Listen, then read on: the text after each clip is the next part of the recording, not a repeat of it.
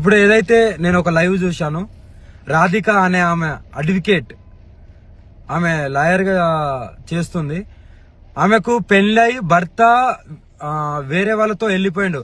ఆ డిప్రెషన్ లో ఉండి, ఓకేనా, ఆ డిప్రెషన్ నుండి నాకు ఫోన్ చేసి, అమ్మా నాకు ఇలా జరిగింది, నన్ను కొద్దిగా కాపాడండి, నాకు కొద్దిగా తోడుండండి, కొద్దిగా నా భవిష్యత్తుని కాపాడండి అని నన్ను అప్రోచ్ అయితే నేను ఆమెకు ఫోన్లలో మాట్లాడడం జరిగింది. కానీ ఏదైతే ఆమె ఇప్పుడు పెళ్లి చేసుకున్నాము, నాకు తాళి కట్టింది అనేది ఇదంతా అబద్ధం. నేను ఒకటో తారీఖు మధ్యప్రదేశ్ లో ఉన్నాను.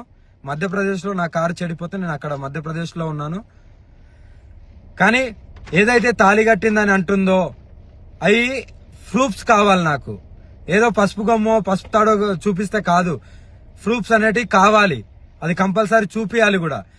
ఇంకోటి ఏంటంటే నా ఆడియో రికార్డింగ్ మాత్రమే పెడుతుంది కదా, మరి ఆమె మాట్లాడిన ఆడియో రికార్డింగ్ కూడా కావాలి. ఆమె మాట్లాడిన ఆడియో రికార్డింగ్ కూడా బయట పెట్టాలి. మందు డబ్బా పట్టుకొని, అమ్మా నువ్వు లేకుంటే స్వామి అని పిలుస్తా, స్వామి నువ్వు లేకపోతే నేను చచ్చిపోతాను, నువ్వు నన్ను కాపాడుకో, నాకు తోడుండు, ఒక ఆశ్రమం పెడతాను, నీకు ఆశ్రమం కట్టిస్తాను, అక్కడ ఉంటాను అని ఎలా అన్నావు? నువ్వు ఏ ఉద్దేశంతో అన్నావు? నువ్వు ఎంత డిప్రెషన్ నుండి అన్నావు?